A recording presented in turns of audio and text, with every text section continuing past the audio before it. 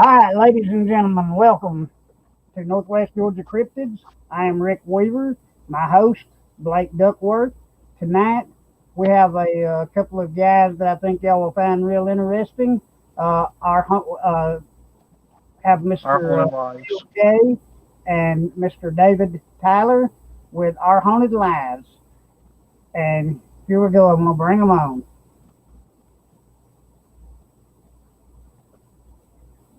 Hello, Mr. Neal. Hey, how's it going, man? How's it going, Neil? Doing good, brother. Let me bring Mr. David on here. All right, guys. I've talked him up a little bit. Hey. Hey, the floor is yours, and y'all just have fun with it. All right, I appreciate it, Ricky, Blake. Okay, so how I got started in this mess, man. When I was in third grade, actually, I come home from school, and at the time, my parents worked on a farm, which is right next to the property we lived on. And my routine was to come home from school, drop my books off at home, and go to the farm. And this particular day, I went home, dropped my books off. My foot hit the step to go back to the farm. And as soon as my foot hit the step, I heard somebody say, "Don't leave me." It was a woman's voice, and no one was in the house. And from that point on, I've made it a point to try to prove the existence of the afterlife, to prove how real it is. I've been doing the paranormal investigations now for about 7 months, I think, maybe a little bit more.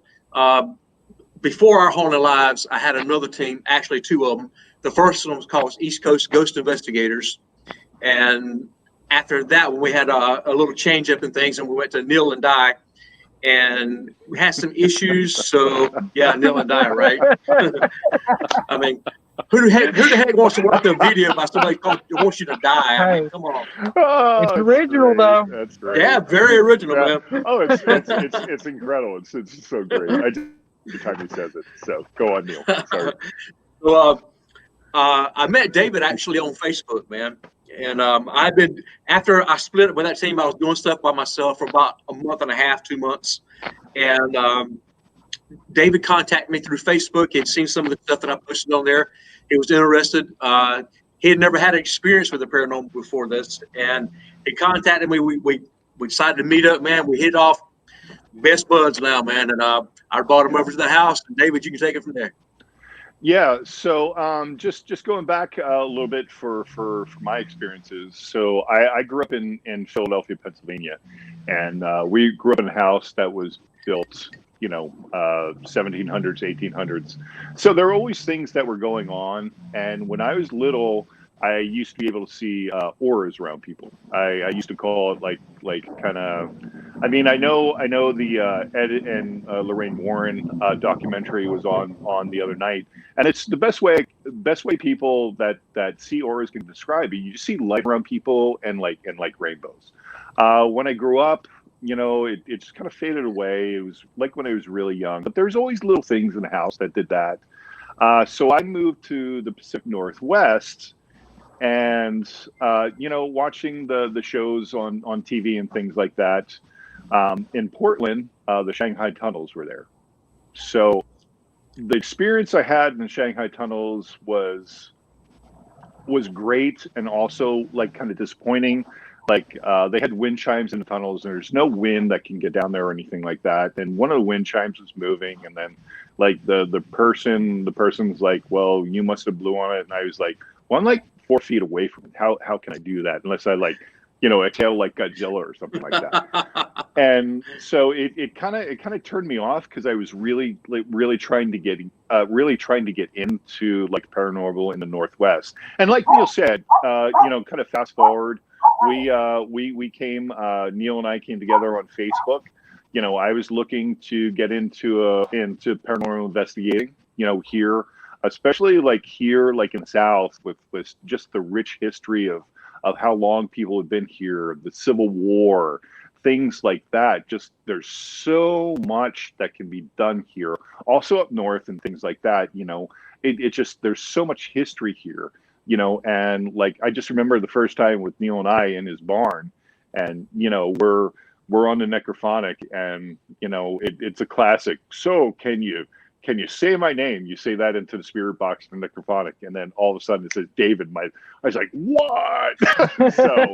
Dude, it was priceless. It was just crazy. It was really good, and it forged a really good friendship with Neal, and myself, and so we started our haunted lives. We've been together for about 3 months now, and have done a ton of investigations, and the things that we've seen and experienced, and you can go to the channel, the YouTube channel, Our Haunted Lives, to see what we've done. We've been up to Virginia, we've been here, we're planning some other stuff. So it's just a really good collaboration between two people who kind of click and go from there. So go ahead, Neal. Yeah. Okay. Before I go any further, I want to say this. I meant to say it from the beginning. I forgot to. Sure. We have another member of our team. Her name is Christy Grissom. She couldn't be here tonight, so I just wanted to throw it out there so that you guys know that's not just David and I. We have others as well. On the property that I live on now, I've been living here for 10 years, and it wasn't until this year that I found out that there's actually 6 ghosts that live on my property. 5 former slaves and the slave master. Joke. It's no joke, dude. They live here, man. Joke. It's so crazy. And I've contacted them. I speak to them on a regular basis. Most people hear that and they're like, well, dude, you're living in a haunted house. I do, but it's the spirits, man, really, they are so cool. They really are. They Morgan, which is the mom and within the slave family, actually watches over my family each night as we sleep, and she takes care of us. Yeah. David? I got a question about you talking about that. Yeah. So, how did you come about, figuring out what their names were? I mean, did you was it through Spirit Box, EVP? Yeah. Well, it was a combination of 2 things, actually. It was first dowsing rods. I don't know if you're familiar with dowsing rods or not. Let me show you a set of mine right here. We both have them. We both have them always. We always have them. The ones I got are made out of like radio antenna material. But hold on, Neal, I use. Neal, hold on. Yeah. Neal, yeah. hold on. Should I eat chicken nuggets? It says yes. So apparently I'm going to eat chicken. I'm going to eat. Sorry, guys. Just make it fun. So go on. Let's go on. So the way I figured all this out, Blake, man, I started out using dowsing rods, which at the time, the dowsing rods that I had were simply made out of clothes hangers, wire clothes hangers is what I made them out of. And I had those, and I had the Necrophonic app, which is a spirit box. Yeah. And through a process of me asking first with the dowsing rods, who is there? Basically, with dowsing rods, you can only get yes and no and maybe questions, So I went through, making sure someone was there by doing that. And by the Necrophonic, they were actually able to tell me their names. And their names, their birth dates, their death dates, when they were married, and all this stuff, man. It's really interesting. Now, just one more question. Yes, what sir. made that come up? Like, far as were you? I mean, did you have any experiences before you started digging deeper into the? I did in my barn, man. Like I said, I've been on this property for 10 years, and whenever I go to my barn, which is actually a 2-car garage, but I call it my barn. Yeah. It's the biggest barn. It is. Yeah, it is, man. But every time I would go in there, man, I had the feeling that I was being watched, And my son, my 17-year-old son, and his friends would go in there and work on their cars and stuff, and they always felt like they were being watched. So I said, you know what? I got to get down to the bottom of this. So that's what started it all, man. And from there, it's actually the Bruce family. The way they got the name the Bruce family is when they were slaves, they didn't have a last name. They couldn't have a last name.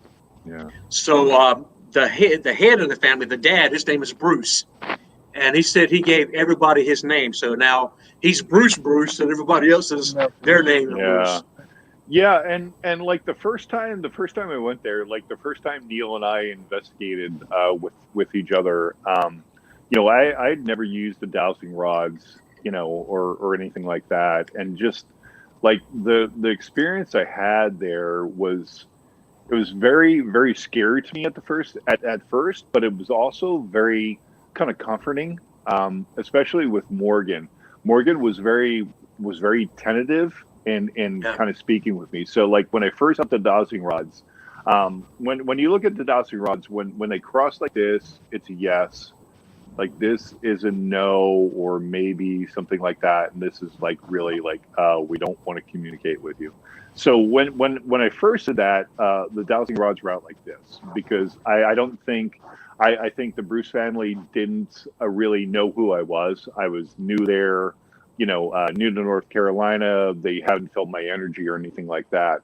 But towards the end, everything kind of meshed together, and it seemed like with the answers we were getting, it was really good of yes and no answers, or maybe answers, things like that. And it kind of goes into our first really big investigation that Neal and I did, which was the murder suicide house. So Neal, do you want to take it from there? So yeah, man.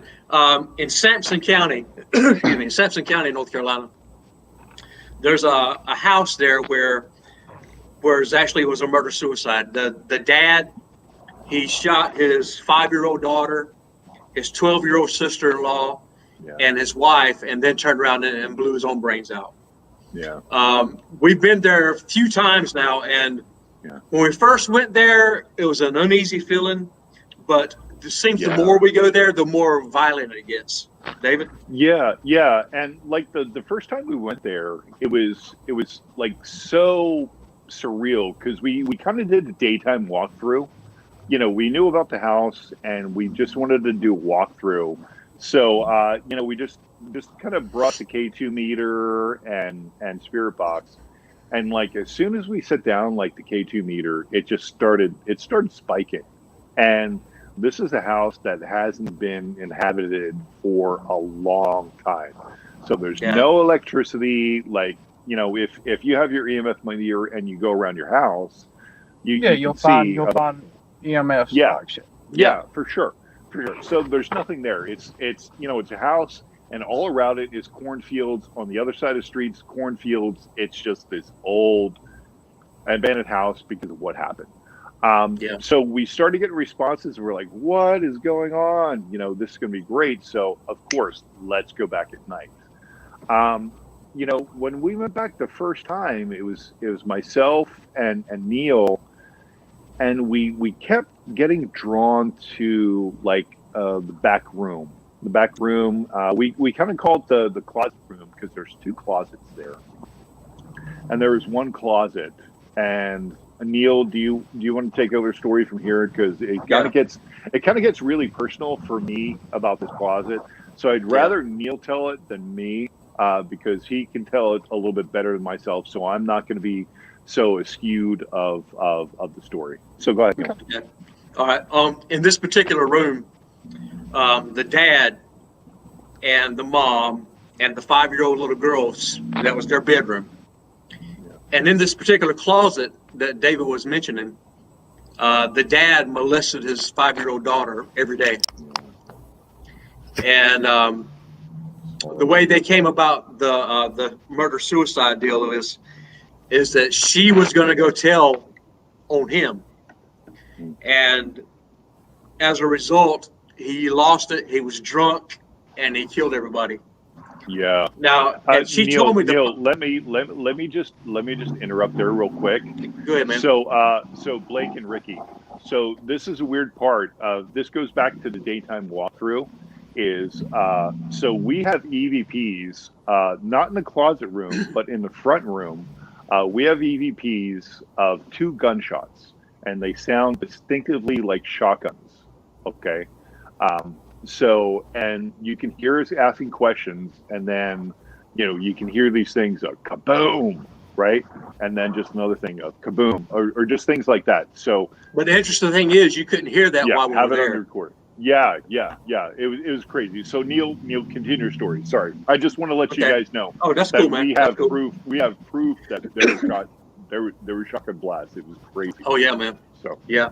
And on that same note, I went back there one night by myself, just for an alone challenge, and I asked the man. His name was Ed.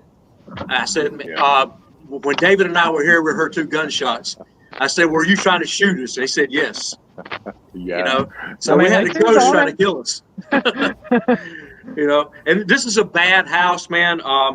yeah. It's The it's not 5-year-old good. daughter has told us that her dad still molests her even today, every Yeah, day. yeah. And he also did the 12-year-old sister-in-law.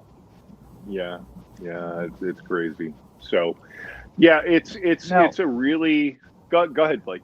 Sorry. I was just going to talk. You know, you were saying about the the EMF meter and everything. That's what a lot of people don't realize is, you know, anything electrical will make EMF meter spike.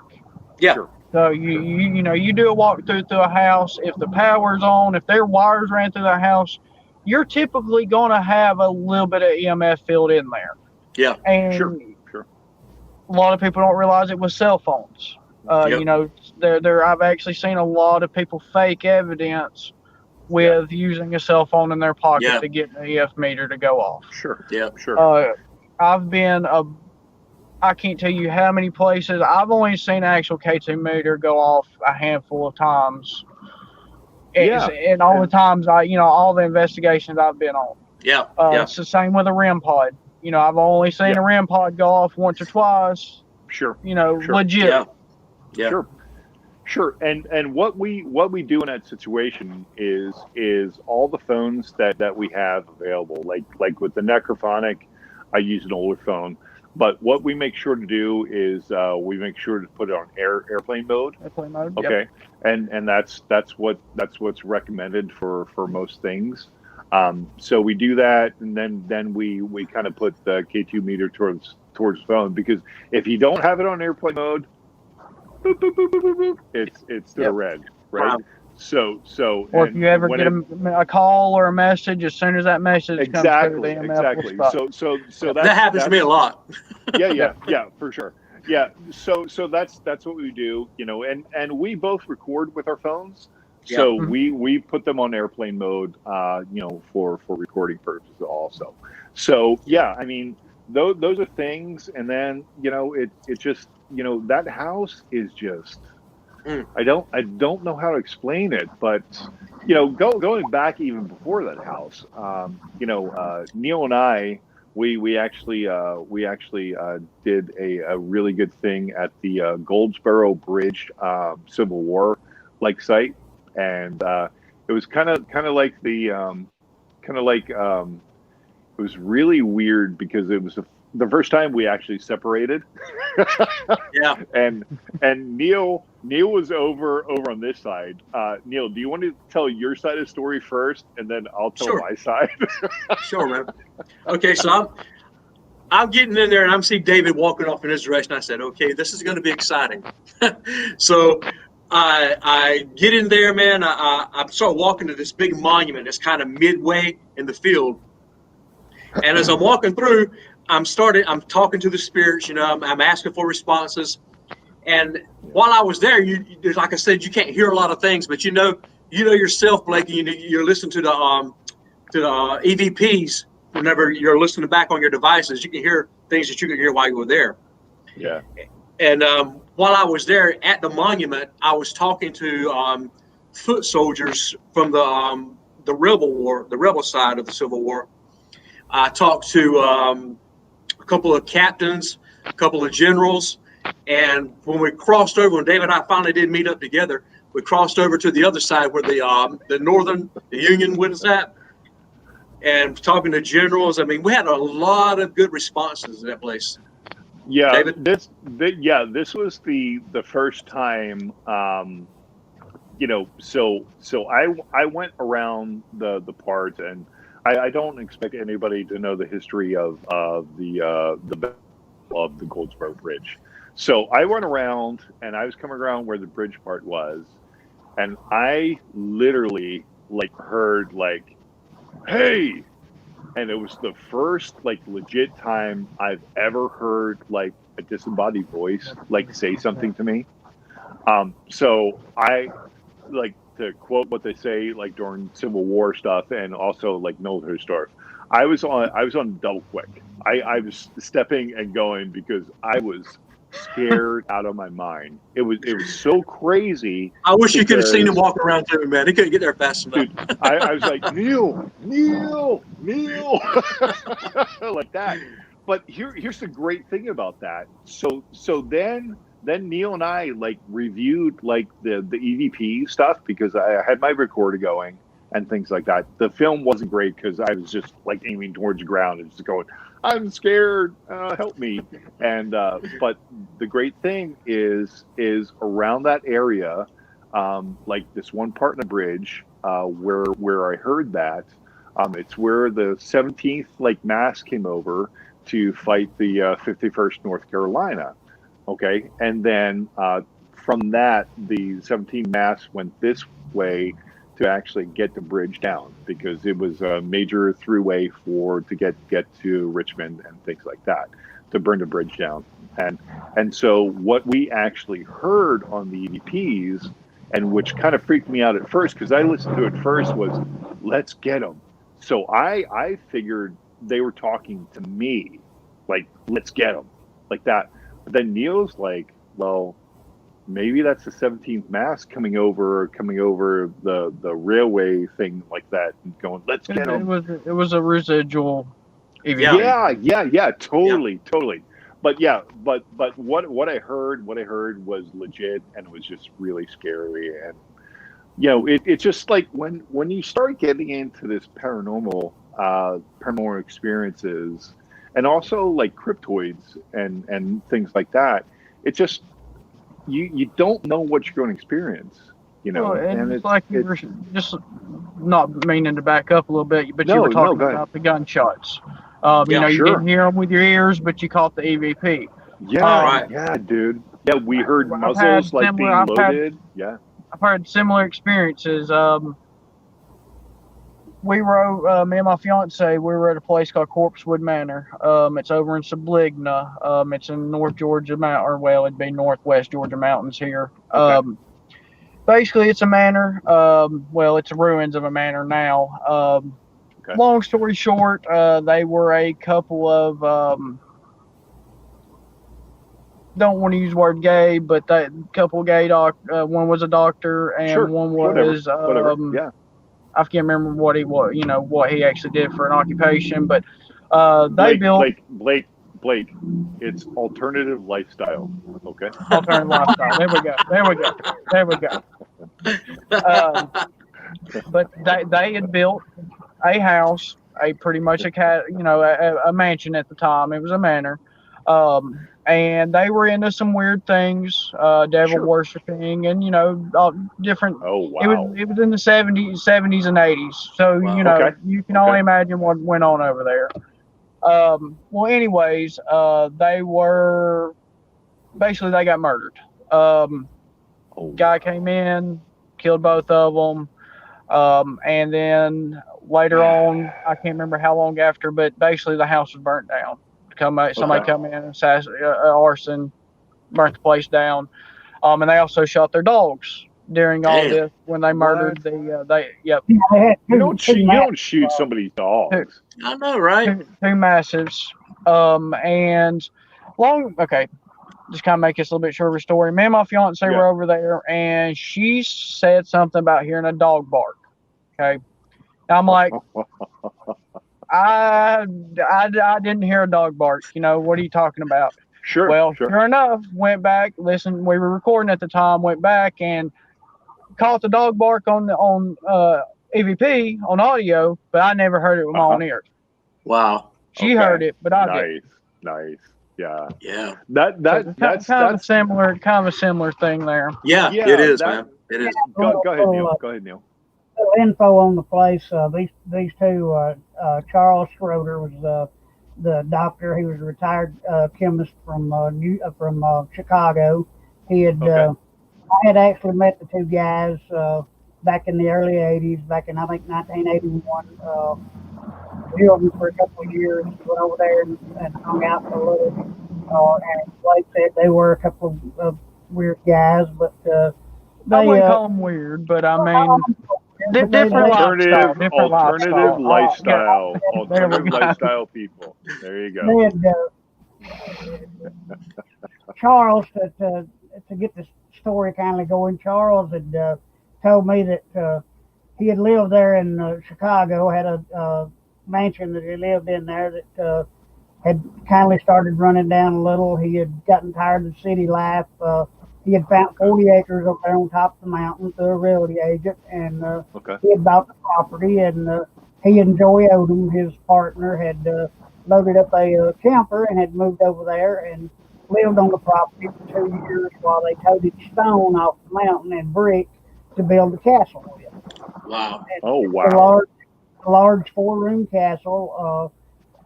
Wow. Weird setup inside. They had a big library deal with about a 12-foot desk in the thing that had 9 human skulls lined up across the wall. Dang. They had candles. Wow. That's crazy. Big pentagram when you walked into the living room. A big pentagram in the middle of the floor, rock floor. A winding staircase that went up into the wall and went up to the 2 bedrooms upstairs. Sure. Then they had this deal that they called their chicken house and party house. It was built down behind the main castle. Okay. It was like 3 stories high, and the second floor they used as a party room. They called the pink room. And Okay. Charles Odom, he made what they called Toodaloo, which was a Kool-Aid based drink that was laced with liquid LSD. Wow. Oh, wow. This is what they partied on this over there, and they had people from Somerville, from Tryon area that came over there a lot and partied with them. And the 2 guys that actually ended up murdering Charles and Joey were 2 friends of theirs, and they and another boy and girl they knew had went over that night and had was partying with them. And one of the guys, Tony, I can't remember his last name, but they had gotten the idea of robbing the guys. They thought they had a lot of money stored there at home, and Sure. it ended up that they didn't. They ended up, I think, getting like $10-15 worth of change, and they stole the golden heart Wow. that the doctor had. And that's basically what they got, and stole their Jeep and fled in it, and was ended up caught in Mississippi, I think. But the place has been very, very actively haunted ever since. So Blake- And that's where I was going with the dog barks. Was that's one of the Okay. that's one of a main report over there is Okay. phantom dog barks. And I thought she was crazy. Like, I mean, love her to death, but I done thought she was just hearing stuff because I can't remember if I had told her about the story or not completely, or what, about the dogs, and just how ironically that her first time there she hears it and I did not. That would be her there just commenting. I see. Kristen, I see the comment. So is this place readily available, or is it blocked Yeah. off? Oh, yeah, really? It's a little hard to get to. If you don't know where it's at. I mean, now it's on Google Earth. Like, you can Google it and it will take you there. Well, Blake, Would you go with us? Would you go with us? Oh yeah, man. Definitely. Wow, that's awesome. Yeah. Have you guys ever been to? Never. No. Never. No. Never. You need to. I hate Pittsburgh in Pennsylvania. So. Well, this is in Tennessee, so Okay, well, that's even better. Little different. My favorite place I've ever been. I've actually volunteered there. It has a place in my heart. I mean, it was gave a bad name by the old owners. It was recently sold and bought by a name named Ronnie. About a year and a half ago, and he's completely restoring the place back to its operation order for what it was like. So it's available to investigate? Like, really? Yeah, it is Dude, a paranormal research center. Yeah. Let's go. I mean, of course it's not free, but I mean, they offer daytime tours and nighttime. for a 12-hour investigation overnight, it's like $600, but that's up to 9 people. Fine. So Yeah, if you fine. if you split it amongst a team, it's not bad. No. But that's it is great. out of the probably 50 plus haunted location I've been to, it is hands down the most activity I've ever experienced in one place. Well, Blake, Wow. I've had a door violently slam on me there. And that's at the hospital. Yep. Yeah, and those are things that we have coming up, and it's a blessing. It's a blessing that Christy works with the Tennessee Wraith Chasers. They have been on. That's where they started investigating, was Old South Pittsburgh Hospital. Yeah. There you go. That was their stomping ground. They did the paranormal challenge with Zach Fagan. Yeah. And that's how they got their start, was Old South Pittsburgh. Yeah, for sure. Yeah, man. For sure. So we're working with her now, and so she has brought a really great experience to our team, and different vibes and things that she can do. Being an intuitive and also an investigator. So just a shout out to Christy. I hope she's watching. I know she's busy because she's actually flying out tomorrow to go investigate. She said she was going to watch. Oh, well, hopefully. Well, there's no she said she was going to try to. So these are things that we like to do, and it was really kind of like introduced to us. Well, Neal introduced it to me because I thought we were just going to be investigating like around North Carolina, and then Neal introduced us to a guy in Virginia called Adventures with Nubs. Oh, man. And so Neal, you can take off of that. So this was kind of like our first road trip. And Neal, just tell them about how you met Nubs, and then how we got to the occult house of Virginia. Okay, so cool. I met Nubs, man. I seen his stuff on YouTube, and I started watching a little bit. I was interested in what he was doing, so I contacted him, asked if he wanted to do a collaboration together. He said, "Sure, man." So we went up to Virginia, man, to this house that he had been to. I forget what he's like, a year or so ago. It was like 2 years. It was like 2 years. 2 years before we got there. It was raining, so they couldn't investigate. Yeah. Go on. And when we got there, man, dude, this house is haunted as crap, man. It's not good. It was. So this home was placed to a satanic rituals. 9 people there were killed. Blake, 9 people killed in a satanic what were you rituals. saying? Neal, hold on. What were you saying, Blake? I've seen the house. I know the place you're talking about. I've seen videos on it. Yeah. So it was a bad place, man. And we got there, and the youngest, I think she was 6. Was that right, David? Yeah, I think it was. I can't. And they had another one that was 8. But this is what's really weird about it is Neal and I's video, and this is what I'm really disappointed. So K2 meter's right here, right? So you turn it on and it flashes, and you do things like this, it flashes. But in that first room of where we were at, the K2 meter was just spiking. And it's really weird because the video didn't turn out for both of us. And this was a room where Neal, we kind of go into, the things of Neal's on the spiritual side. I'm more on the technical side. And Neal went to his spiritual side to let this person go. So Neal, tell him about that, and then I'll tell him about like the second room real quick. Okay. So go on.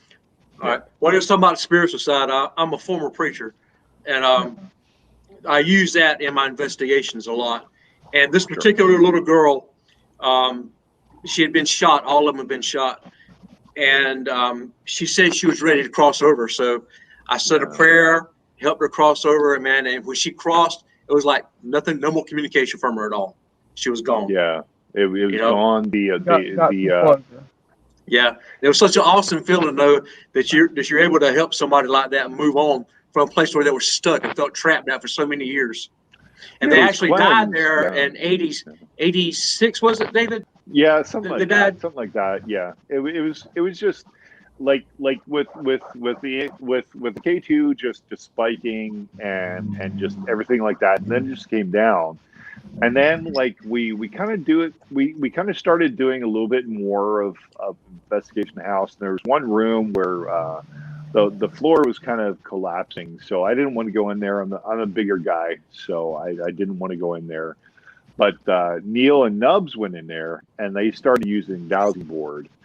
And at that time, that's when I kind of noticed that there was a skeleton of a dog or something like that in one of the bedrooms. It looked like it was kind of dismembered, things like that. So that's when we kind of started like, okay, let's see what's going on. And we went upstairs for a little bit. We did some stuff, and we kind of got some stuff, and it's on the video. But the biggest, I think, the biggest thing about the occult house, Neal, is when we went into the blue room downstairs where there's two beds, and Yeah. I'm not going to mention the name, but it's only 4 letters because I don't want to invoke anything over this broadcast or anything Demonic like spirit. that. Yeah, demonic spirit that you experience with any board that you have. So if you're using a dowsing board or a Ouija board, anything of those, you just have to be careful because there's one spirit who likes to come through it. But the experiences that we have on that, and you can watch it on the video on Our Heart and Lives, the Gold House of Virginia, part 2, is when we experience things with that. Lights going off and on, cameras turning off, this thing's the other. And Neal kind of confronted it because Neal, I don't know if you want to divulge this or anything like that, but I will, man. It's no problem. Yeah, it's no problem. So go ahead. Okay. The reason I was able to confront that spirit the way I was is because before I became a preacher, I was in a satanic occult, and that happened through a band I used to be in, and it was kind of the thing back in the '80s, you know. And I did that for a couple of years actually, and it really scared the crap out of me, man. So I got out of that, and I was able to use that, and as well as the spiritual side as being a preacher, to confront that demonic spirit, and and let them know that this stops now. You're not allowed to do this no more. And that's what's interesting, man. When you run across spirits like that, or any kind of place you go to that's haunted, and Blake, you know this, you've been doing this stuff before too, man, is like David said too, you never know what you're going to find when you get into a place. You could go in there and there'd be a house full of evil spirits, or you could go there and there could be a house full of spirits that are just there, because they used to live there and whatnot. Yeah, just want to communicate. Yeah, totally. And when it's good to have that. And I recommend it for any paranormal team that they have at least one spiritual person on there, because when you run into situations like that, you need somebody that's got some kind of authority, if you would, to say, look, this is where it stops. David? Well, okay, Blake, go ahead, man. Ricky. Oh, Ricky, whoever it was, someone. go ahead, guys.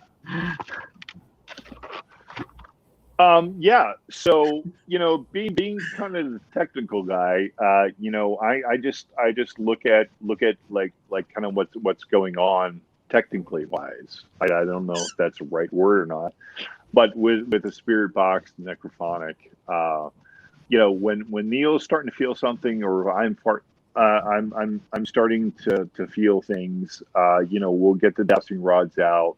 We'll get the spirit box out. We'll get the K2. The K2 is usually on all the time.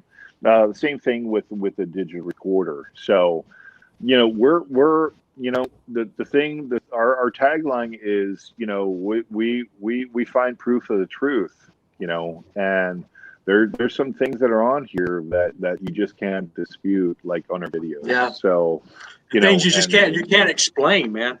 Yeah. When David and I go to this graveyard. Well, we haven't been there in a while, but oh no, not this one. No. Oh man, I got to tell this story, brother. Sure, this actually happened before David and I became together. I was with another team while I was there, and the whole time we were there, the spirits were coming through over spirit boxes saying leave and get out, stuff like that, you know. But being the hard-headed man that I am, I said, no, I'm not going to leave until you make me leave. And I should not have said that because something bad happened. As I was standing there, I could literally, guys, I don't know how to explain this other than just tell you how it felt. I was standing there looking out past some of the graves, and I felt something from behind me walk through my body and turn around and push me on my chest. When it did, I went rolling across the ground and knocked me over. And I have a history of seizures. So everybody was like, oh, he's having a seizure. He's having a seizure. But when I have a seizure, man, when I come to, I can't hardly communicate. But it was like seconds after I fell down, I was like, man, what happened? You know, it wasn't a seizure. I know that for a fact. I could feel that ghost when it walked through me, man, and turned around and pushed me down. That jerker was evil, man. He was pure evil. Yeah, and that's the thing that we contact most with in that cemetery. We call it the Joker. Yeah. We actually haven't put up a video of the creepy Carver Cemetery. There is like a trailer, like one of the first things we put on the video of or on YouTube of what we did there. So we're possibly going to be going back there pretty soon to see that. We've been there, but we weren't taping or anything like that. And it was kind of, you know, it kind of like, it was really weird because the first time we were there, it was a full moon and everything was like, it was just going off. Here you go, so this, active. that, the other. So active. And then when we went back, it was just like it was, and this is the thing that people have to understand when they're doing paranormal. You know, they expect like when you go there that things are just going to be like going off, and you just have to be patient and wait for it. And so, like the last couple times we've been at cemetery, there hasn't been really too many experiences. You know, the first time we were. Go ahead, Blake. It's funny that you bring that up. That was actually just on my mind. I was going to say something about so many people. You know, there's so many people that's never had a paranormal experience. Sure. And there's so many people that, you know, watch these TV shows and they have this mindset. It's the worst thing ever. And they go somewhere and, you know, paranormal does what it wants to do. It's on their time, not our time. I mean, even, you know, residual's one thing. Residual just plays in time. You just have to be there at the right time. And even anything that's intelligent, you know, you never know. That's the thing about the paranormal. You never know. You can go to the most haunted location in the world and not have one single thing happen to you. Yeah, nothing. But nothing. You go back, you know, a couple weeks later, and it's like every time you turn around, something's happening. Yeah, for sure. And that's the experience we kind of had with the MS house, you know, in North Carolina, you know, and then up in Virginia after we did the occult house, we did the infamous Route 666 in Virginia. It's a state road. It's no joke, man. Dude, that place is not only creepy, okay, not only weird, okay, not only creepy and weird, but it's no joke. Really, they are doing construction, so I think that some of the construction that's being done is also bringing up stirring stuff bringing up, things up. Yeah. You know, and it really started like so the bridge is what, 7 miles, Neal? Like 7 miles or so? Yeah, there's like 7 miles of that road, and every mile there's 7 bridges. Yeah, and there's seven bridges, so they're called the 7 gates of hell. So we experienced the first bridge, and we started experiencing stuff right away, and it was just crazy. Like, you know, G-Man, we went with like Spiritual Adventures, Night Owl 226, G-Man, myself, the Nubs, Adventures with Nubs. You know, they were so nice to take us to this place. And so we're there, and we're all jovial and everything, like when we're going. And as soon as we got on the first bridge, everything snapped, dude. And everybody's like, what? There's voices over here. Yeah, there's voices over here. dude. There's things going on. We're doing the dowsing rods. There's this. I've got to tell you what happened there, man. Yeah, go ahead. I got to, David. I'm sorry, brother.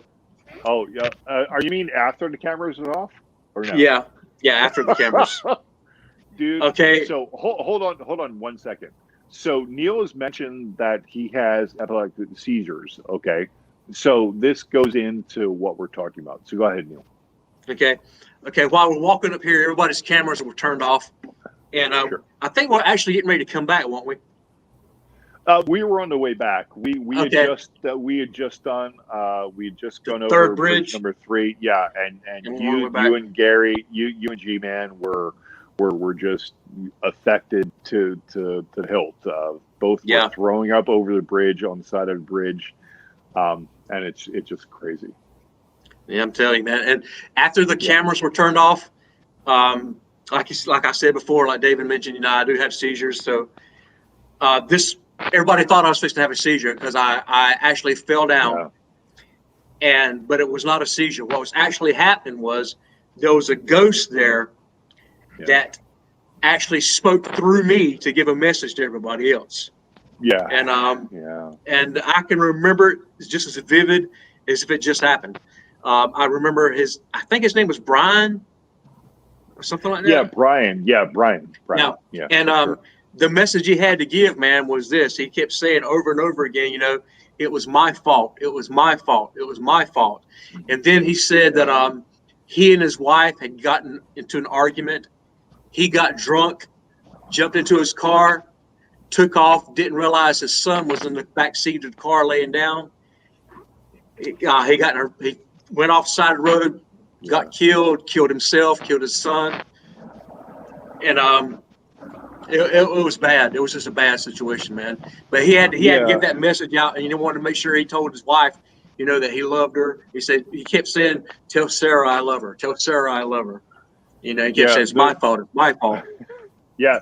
The great thing about that story is Neal just kept getting affected by the spirit, and weak need, he'd be okay, he'd be drinking water or Gatorade, whatever he had at the time, and still doing that. And then the great thing about that is I had to double time it back to the truck to come get him. Yeah, run down the road, man. And the weird thing about that is everybody got in the truck, right? So everybody got in the truck, and Neal's like, I don't want to get in. And so, like I said, I'm a big guy, so I'm like, get in, Neal, get in. And as soon as we crossed that first bridge, snapped out of it. He's like, what's going on? I was like, what is going on here, dude? Yeah, like, man. You were like, out on, out in outer space. So, that place is real. It's just the experiences that we've had, in kind of a short time that we've been together are incredible. We're looking forward to more experiences. Like, we're going to be filming Friday with a woman named Jen Simon. She's got a lot of experience up in Massachusetts. She's just moved to North Carolina, so she's looking to get into a group down here. And one of the things that Neal and I try to do is there's a lot of cliques in the paranormal community, and what we want to do is we want to be part of the group that is called Investigators Unite. Okay, because we're all looking for the same thing. We're all looking for this, and so we just want to invite any investigator that wants to come investigate with us. Please do. And we'll go investigate with anybody, within reason. I mean, I'm not driving to Oregon or anything like that, but, so it's just, I mean, I'd love to investigate with you, Blake, or with you, Ricky. I'd love to go on a cryptid, adventure in man, I would love Northwest that, Georgia. dude. Absolutely, dude. That's one Why thing I wouldn't I wanna- want to do that and record it and go, hey, dude, this is awesome. What am I doing here?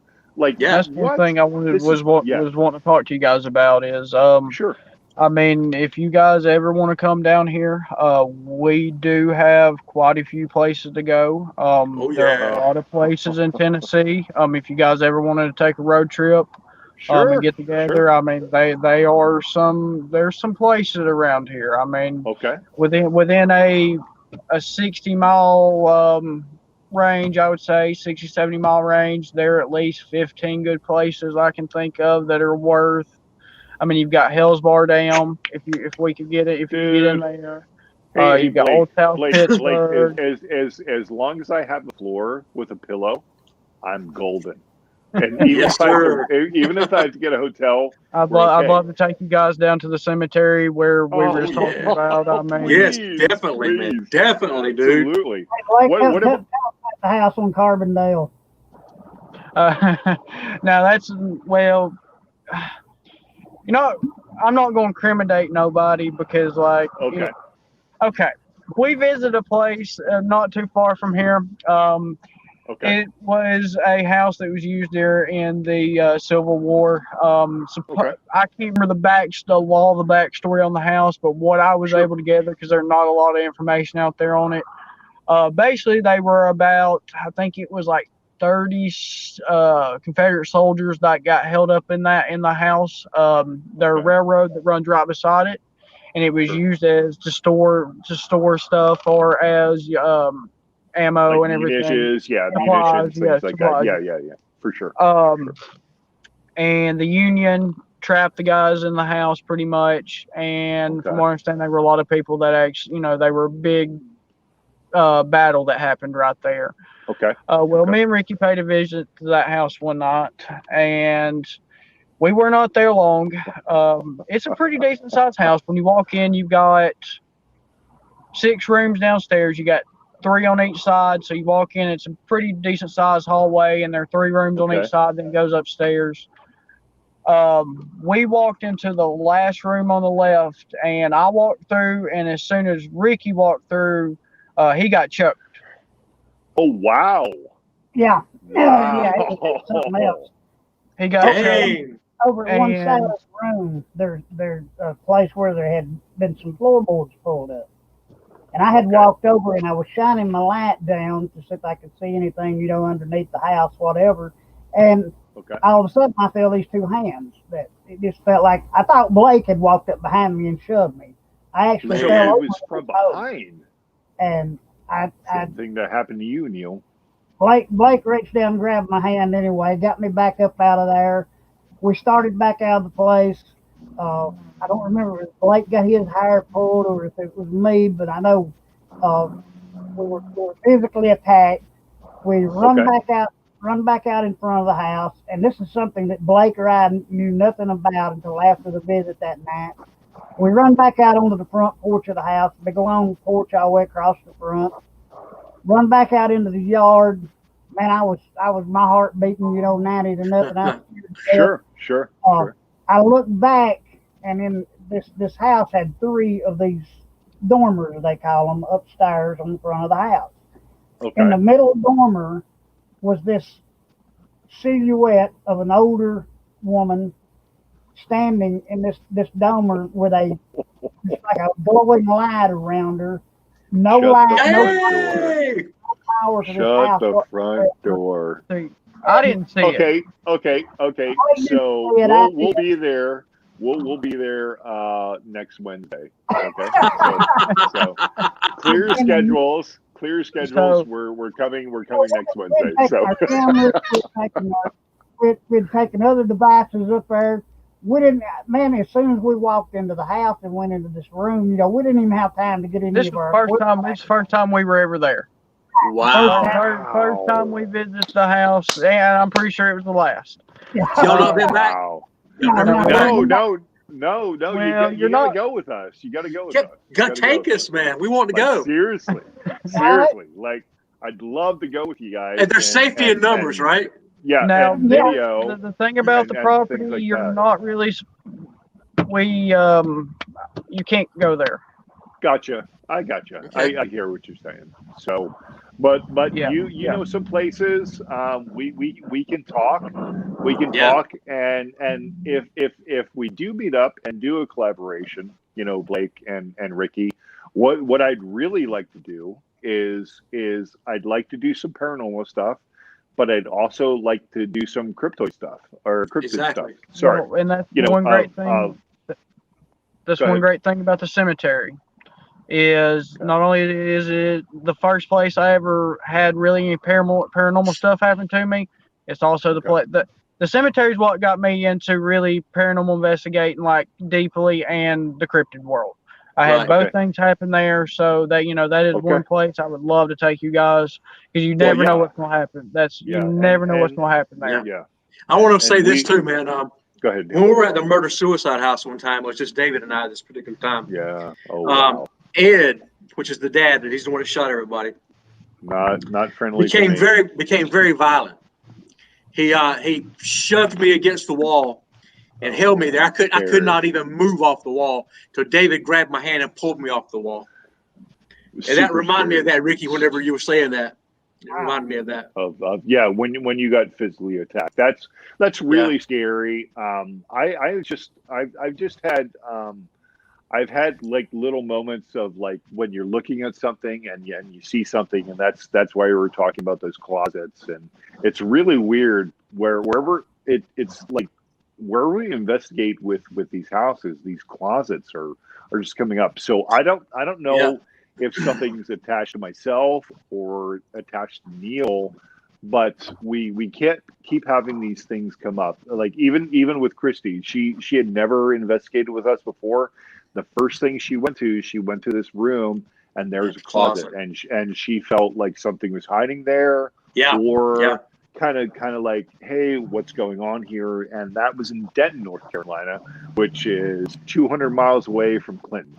So it's just really weird how these things going on, but Blake and Ricky, I'd love to come out and Definitely, and man. see that cemetery and maybe not. Wink, I want to wink, see a nudge, Bigfoot. nudge. I want to see one. Yeah, absolutely. We would be more than happy to take you guys out. That's something that we can actually put you on. It's kind of like paranormal, dealing with Bigfoot is. The deal is, it's on their time. There's places that we go through have activity quite often, and then there's times that we go back and at nights and not get a thing. But right. You know what the great thing about that, Ricky, is all of us are together experiencing a great night in nature, and that's the big thing. So if something happens, it does, and if something doesn't happen, it's awesome. And so we can all experience like the great northwest forest of Georgia or Tennessee or wherever we're at. So that's a really big point of collaborating with each other, learning and getting to be like good friends with other people. And that's why we just really enjoyed the invite on here. It's just incredible to get the word out that we're here to like we say, we find proof of the truth, and we're still looking for that. We're still looking. You're looking, Ricky. You're looking, Blake. We're all looking for it. We've all have had experiences. So why not like experience something together? Exactly. So, that's what it should be about. That's like the cemetery Blake was talking about that we visit quite often. Our first experience down there, he and I drove down one night and parked at the top of the cemetery. Very, very dark, real dark night. No moon, anything. And we were sitting on top of the hill, and there's like a gate there where you have to park at. And we'd pulled up next to the gate, and we were looking out over the cemetery. Well, like I said, it was just pitch dark, and they were like, I don't know, these little lights that they use now on the graves, like a we gotcha. Yeah, we've seen those. We got you. On the graves down in the area. So we get out and we have a little investigation. Where we leave that night without anything actually happening. We go back a few nights later. Got a couple of friends with us, and for some reason, before I had left, my grandson had this little green truck that he played with, and I had stuck this thing in my coat pocket. And we got down there at the cemetery, and we get out, and we're getting our equipment ready. We've already got our voice recorders out, and I reach in my pocket and I feel that truck. Well, I get it out and I set it up next to one of the voice recorders. Now, like I said, just a little green truck. And remember, we had a video camera on it also, because I sure did. Had video recorder going, and Blake standing there talking, trying to invoke, something to happen, and he says something about something to the fact that if there's anyone with us, we've got this little green truck here, move whatever.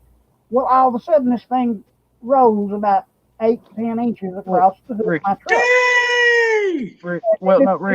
Ricky. Yeah. Ricky. So let's back up just a little bit. All right, go ahead, Blake. So we had set the truck down on the ground, and I was saying something about the green truck. Well, before we didn't hear this with our own ears. This was on EV. This was called on this was EVP. Before I ever say anything about the truck, something goes green. Yeah, green. Just like the creepiest green you could ever see. Dude, I want to go so bad. Then I say green. Awesome. So it says it before me. Like before I ever even green come out of my mouth. Then we actually leave what he was talking about it moving. There. We actually left it laying on the ground we left a voice recorder right beside it and the camera on it. We walk out into the cemetery, and on the video, I mean, we were out there probably 15, 20 minutes, and it sat there it's no wind, no nothing. Where we said it was on gravel to beat it off. Probably 15 minutes into it, it moves probably. You just all of a sudden, just out of the middle of nowhere, it just slides forward. Oh my word! That's awesome, dude. We got to go, man. We got to go. Those are the things. It's like I'm an avid golfer, so and I fancy myself as being a good golfer, and that's what I'm trying to compare with is when you hit that perfect golf shot, and that's what keeps bringing you back to like paranormal or cryptoid stuff. When you see stuff like that, or the EVPs that we caught in the Civil War place, or Neal getting affected, even though it's weird, or the spiritual battle that I'm having with Ed in this house between myself and Ed, that will continue for a long time, I think. Until we find and cleanse that house. But dude, that had to be so incredible, Blake. That had to be so incredible just to see that, right? That was the first time. That was the first place that I ever saw an orb with my own eyes. Oh, we were actually sitting in the same spot without a camera. Without camera. Me and Ricky both seen it. So we were sitting at the gate. He was talking about we had been out in the cemetery. We were getting ready to leave. We were sitting at the gate, getting ready to crank the car and leave. Yeah. Well, I'm looking down or doing something. Ricky's looking at the tree line. And all of a sudden he goes, "What's that?" I'm like, I look up, and it just goes in front of the tree line. There. It does like That's a little thing. It's not scary, but then all of a sudden, there. Like we and all of a sudden it just too. Yeah. And all of a sudden it just shoots back the other way and disappears. And I mean, like it was there no ends and buts about it. It was a full blown orb. Yeah. You remember that we saw down at Carver Cemetery? Remember that we saw down there? Dude, what I like about and it was big too. I mean, this thing was probably. I mean, we were probably, 100 yards from it or so. It was that bright and that big that we could see it from that far. And I mean, it was. Wow. And it wasn't. It was weird. It was probably 15, 20 foot in the air. Like it wasn't close to the ground or anything. Wow. And that's where I've had all the Bigfoot and the paranormal stuff happen too. So Well, I mean, Blake, it's like what I like Wow. going with Blake so well is the fact that Blake, for some reason, you can go into an area, not feel a thing, think everything's just, and pardon the pun, but you think everything's dead, just nothing happening. Blake can walk in 5 minutes, man. He's got I don't know. He's got a way about him, and there's something that draws the spirits to him because I don't want to say that it's agitating them, but it just he brings them Just out. got something. You just got something, Ricky. Yeah, and it's kind of like the last place we were at in Denton. Christy and Neal were doing a really good session on the dowsing board, and I kept looking like this way towards the window, and kept walking back and forth, back and forth, back and forth, back and forth. And I started to say, he's coming home soon. He's coming home soon. And they're like, they're kind of like, what? Dude. What are you talking about, right? And so I'm looking outside. My truck's outside. Then all of a sudden, this black butterfly like lands on the water bottle outside, right? And like, okay, I go back inside. I was like, he's coming home soon. He's coming home soon. I see a vision of somebody coming home and things like that. And I'm not to say that I, I'm an empath or anything like that. It's really weird. Just like I said at the beginning of this thing, I really haven't had any like things since I was younger. But the craziest thing is about like 10 minutes after I started saying that, we were in this house, and all of a sudden somebody pulled up, right? And it was, we were kind of on private property. Don't go on private property if you don't have permission. But it wasn't posted or anything. Yeah, it wasn't posted. It wasn't posted. It was not posted. It was not posted. But the I guess the owner came up. Sometimes you just gotta do what you gotta do. I mean, hey, that's it, brother. That's it. The owner came up, and I walked out, and I said, "Hey, man, we're doing a ghost hunt." And he looked at me, and his best North Carolina. And my best North Carolina voice goes, "Yo, doing what?" So, man, that was so funny. We laughed about that all the way home. Yeah, but the thing is I kept telling him, like, and it's just like with you, Blake, of how like you can feel certain things at certain times, and I just felt it of like, hey, something's coming, and it's the same thing like Ricky, what you were saying about Blake, of how like he can feel certain things at certain times, and that's kind of what happens with paranormal sometimes. Like sometimes it can just be we're here right now, we're just talking. I don't feel anything in this room right now, but for some reason when I use the spirit box in this room in my house, it's like Louis Armstrong playing like the jazz. It's just going off all the time. But when I go somewhere with the spirit box, I can hear undertones of it. And Neal, you can attest to this. Like we hear things, and it seems like something's going off, but we don't hear voices coming through. So it's just like one of those things that you get to. And Blake, the paranormal, just like we were saying, like through this whole broadcast, it just, they're on their time, we're on our time, so we want them to come through right away. But it could be like 4 or 5 investigations to a single place until you get something. So, and myself, man, I'm kind of in the same way as what you're talking about, Blake. It's been this way for years for me, man. I can go into a place, and if there's a spirit in there, I can feel it right away. I automatically can feel it. And it all stems back from my early childhood. Whenever I had that first time that woman said, don't leave me, and I've had things happen in my life multiple times since then, up until my adulthood. And because of that, and because of my background as being a preacher, I can go into a place, man, and automatically, right away, if there's something there, I know it. And I know if it's good or if it's bad, right away I know it. And it's an amazing thing, man. And the good thing about having a team together as opposed to doing something by yourself is like David and I, we play off of each other. And now we got Christy. You know, all three of us are playing off of each other. You know, and well, and also having that other person there a lot of times help validate some stuff. It really does. There's things that you like. I can't tell you how many things I think I've seen or I'm just not sure about. Then the person with me is like, oh yeah, what did you see? And I don't ever tell what I saw until until that person tells me what they experienced. Right. I mean, that's the best way to validate. We've had that too. I mean, we had that. I had that with we've had some other investigators that we worked with, like Buddy and Jamie Carmack, and it's when we went in his house, Jamie went in, and like within like 5 minutes she was outside crying because of the experience she had, and like we just experienced the same thing of just going to the closet. And when I looked at the closet, and how I kind of explain it is, I don't want anybody to get in trouble on like YouTube or anything like that. So it's a certain band.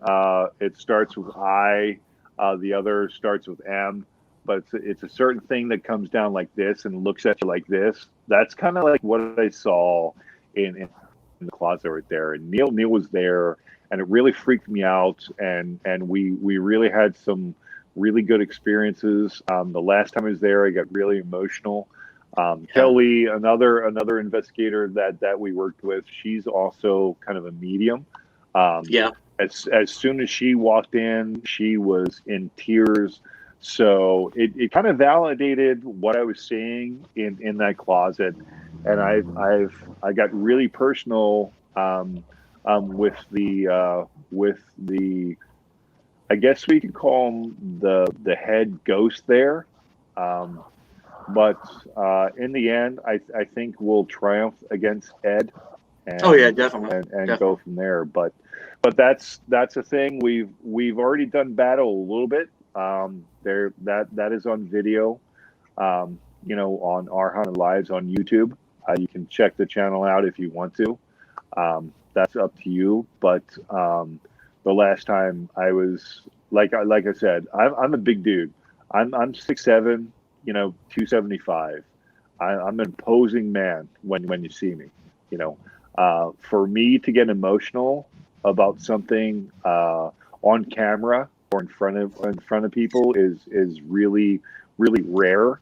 And like I was crying about how emotional I was trying to defend the little girl Teresa in that house and trying to fight Ed, because there was an experience there when we were using the dowsing board of when I was asking Ed what he wanted to do to me, and it spelled punch. Then it spelled out evil, and then it started to spell out what number you are. It went to 666, and then I put the dowsing pendulum down because I didn't want to invoke the last number. I thought that would kind of protect me and Neal at the time because we were the only people there. So it was, it's the experiences we've had have been, really, really eye-opening, especially being kind of a fresh investigator. Having experiences back in my life and coming up to this, and then actually meeting Neal to where we can do this is awesome. Neal, I don't know if you want to wrap it up. We've been on here for a while. So, Blake and Ricky, I mean, if you would have us up in Tennessee, we'd love to go Bigfoot hunting with you or Georgia like that. So, Oh, Georgia. Sorry. I'll send you my number, Neal. And, Ricky, send them my number also. Okay, we're willing to travel, and that's Definitely. What I also want to say. Like, if you know anybody who is experiencing like things like in their houses we do residential too. Yeah, we do residential also, and we don't charge anything. We don't charge anything. Me and Ricky's tried that around here, like far as in our area, and like so many people just aren't open to it. I mean, around in Yeah. this area. Yeah. I can understand. Yeah. Yeah. Because we're looked upon as like weirdos and stuff like that. Well, Yeah. the same way with our deal with doing the Bigfoot investigations. We're willing, Blake and I are willing to travel anywhere that we can actually Get into, for and sure. we're allowed to be. Yeah, dude. I mean, find out the Yeah. truth behind what somebody's experiencing on their property or whatever. We're willing to Yeah. go, and, Yeah. and we're willing to Yeah, I go. mean, we traveled three and a half hours back in the woods just to get to Sure. places. I mean, Right. Let's do Like- it, dude. Let's Like do there's it. this I one mean, situation, like David said, we don't charge anybody anything, but there was this one incident where we had a lady in another state who was experiencing stuff in her house, sure. and this Yeah. is like a 12-hour trip driving, and we told her constantly, we're not charging you anything, but when you're 12 hours away driving, you need a comp for gas, Yeah, something. be courteous. I mean, Yeah, for sure. somebody's for sure. willing to do something for free for you. At least help them out Yeah. a little. bit. I mean, Right, man, right. Give me $10 for gas. Seriously. Yeah. even go towards splitting it with them. I mean, Yeah. So boys, unfortunately, I got to get to bed, but this was an incredible conversation with you. Yep. Absolutely. hey, guys, Blake, give us your information, dude, and we'll come out and we'll do something with you. I love ghost hunting, but what I'll love even more is going into the forest with you guys and looking for cryptoid, Bigfoot, whatever you want to call it. We'll take Let's you around do it. our region Dude. down here. What we've got Awesome, going man. on. Awesome. Hey guys, so Blake, we'll take go them ahead. over to Blue Ridge on that. Sounds good to Yeah. me. So Yeah. I've got a 4-wheel drive also. So Blake, you got a 4-wheel drive too, or no? Yeah. Okay, so let's go. I got whatever mean, David has because he's my ride. Hey guys, one last thing. If you guys ever want Sure. to come on here and just talk, I mean, that great time Yeah. tonight. yeah, Enjoying Yeah, having sure. you guys. Enjoy For talking sure. to you guys. So I mean, Yes, we would love sir. to have you back on the show again. Definitely, Yeah, man. Definitely. we'll set that up, and we really appreciate you guys giving us this opportunity to talk to people and things Yeah. like that. So yeah, I mean, I know you probably have like people scheduled or anything like that, but if anybody cancels, Neal and I Hook us up. are we're open most of the time. Yeah. Like I'm a hockey official, so right now there's really nothing going on. Yeah. So we're I'm free a all the disabled time. veteran, man, so I got all the time in the world.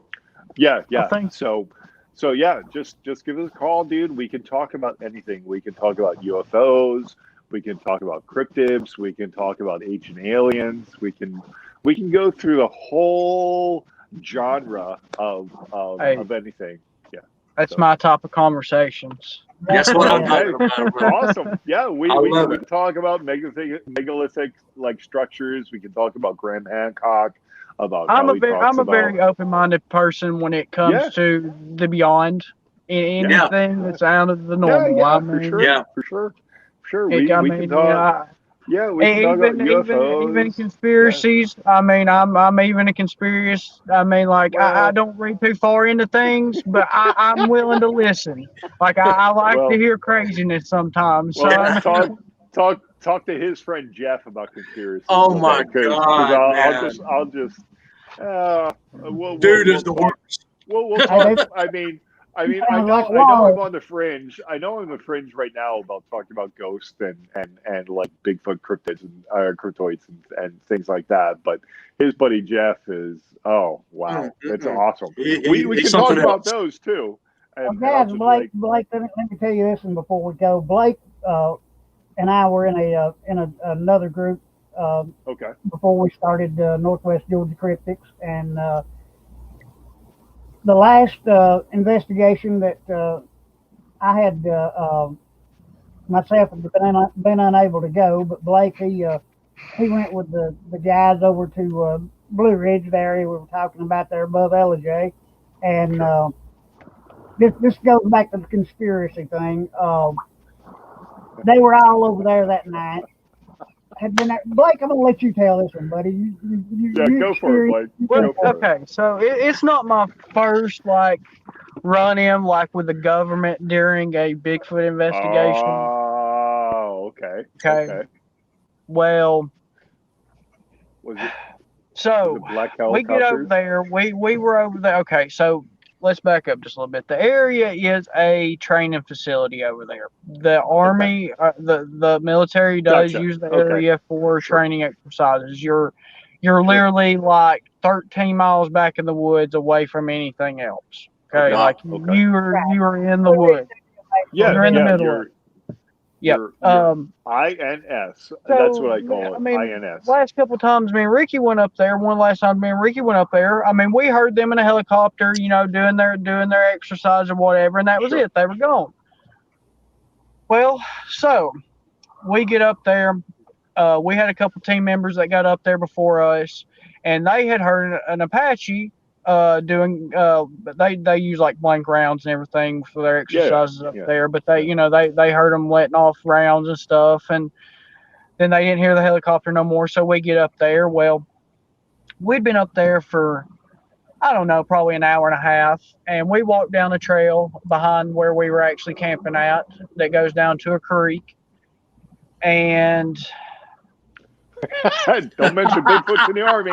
Okay, so I'm getting to that point. Okay, so She must have been with you. she was. Oh, that's awesome. So we hear them doing like a firefight. Like this goes on for like 10 minutes. Like it's a pretty long firefight. Then it stops. So we walk back up to camp, and it just had started getting dark. Well, where we were at, we're actually, crazy enough, rural cemetery out in the middle of nowhere. Okay. They're a road. So basically, they're service roads. So like where we're at, road comes this way. There's a road that comes next this way, and we were back here in this cemetery. So coming from the left, they were some Humvees that come up that road. Well, like 4 or 5 of them go by. Well, one stops. We noticed one stopped, and he turned off his lights, and he's just sitting there. But we can see they had the real red lamps on, the red lights on the headlamp. Yeah, I know what you're talking about. We could see him through the woods there. Well, we noticed him get back in the Humvee. He comes over to where we're at.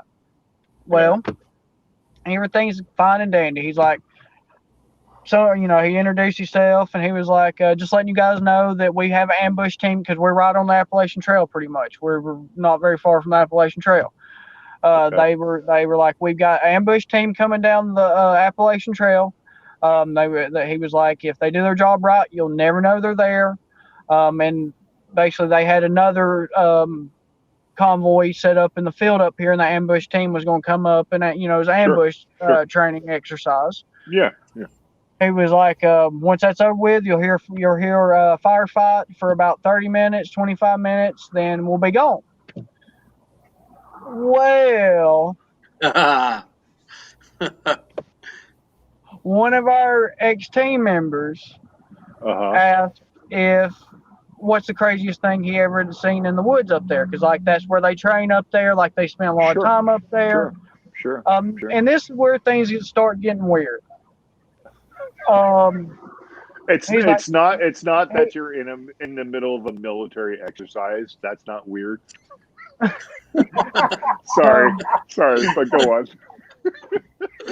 He asked, "What's the weirdest thing you've ever seen up here?" Not mentioning Bigfoot at this point, and he's like, of course, the standard military routine answer.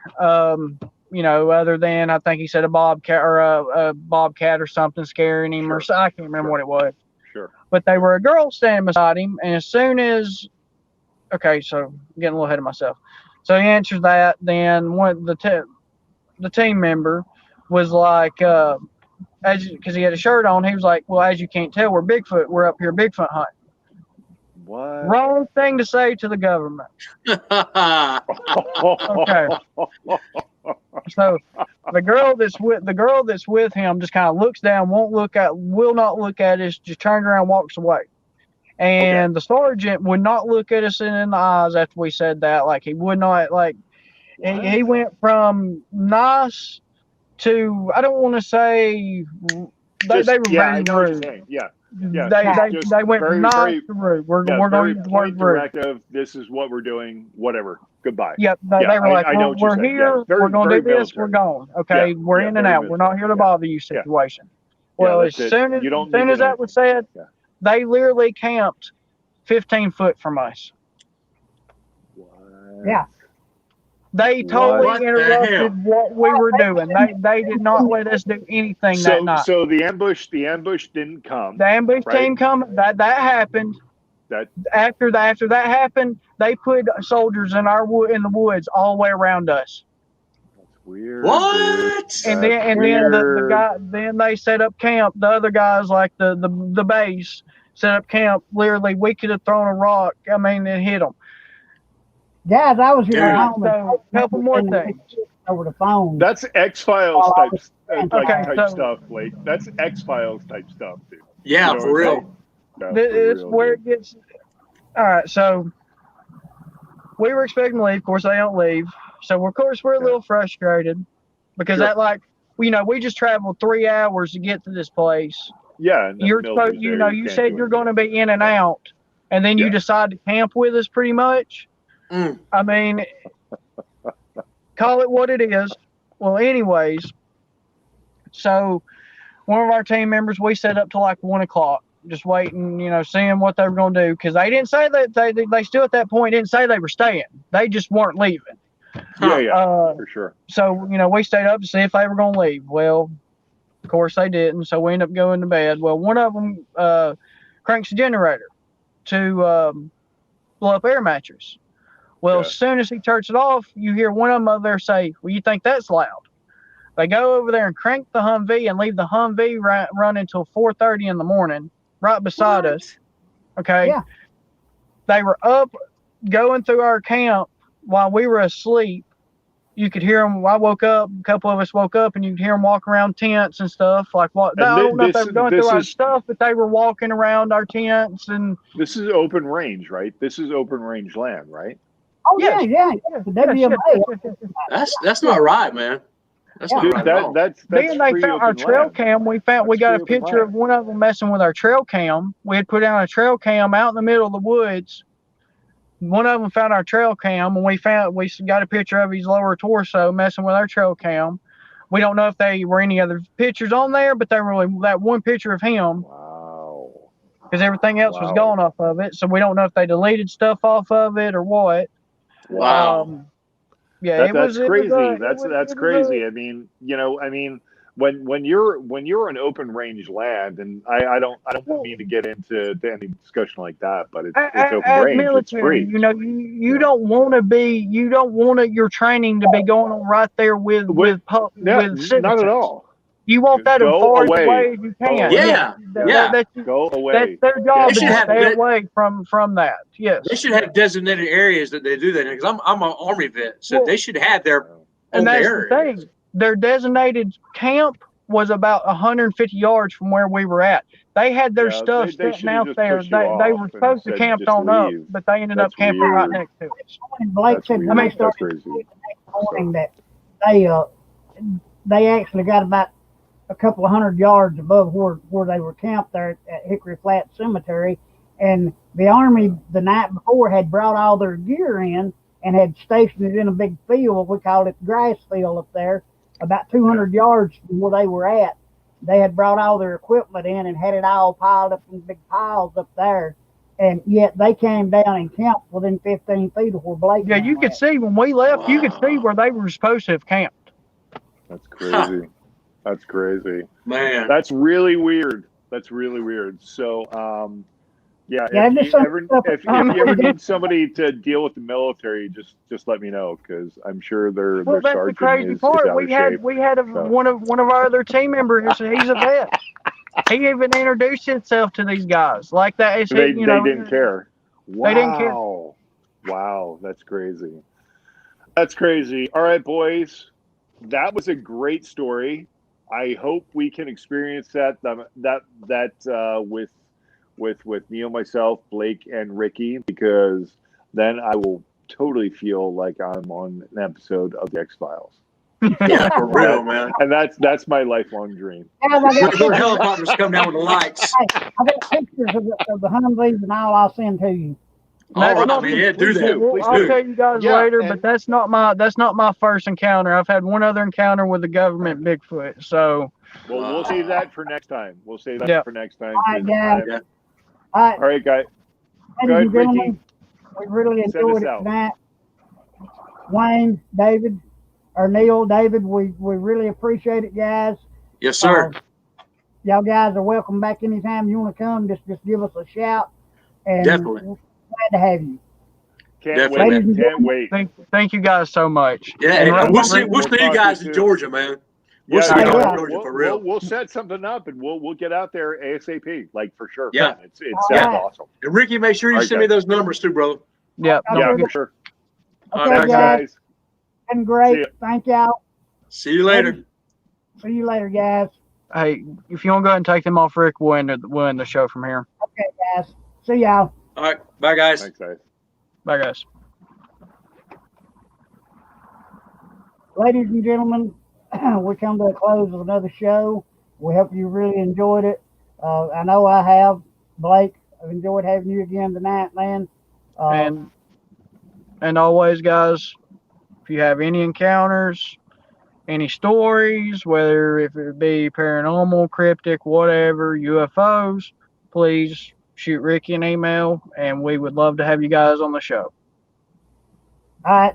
And as I always tell everybody at the close of every show, folks, if you're out in the woods, you encounter anything like this, like with Bigfoot, with the paranormal, whatever, if you're not a trained researcher, please, folks, just back out of the area, let them have it, because as I've always said, we don't know what triggers these creatures into attack mode or whatever, but please be careful. Just let them have it. Good night, everybody. Thanks Good night, for your guys. patience.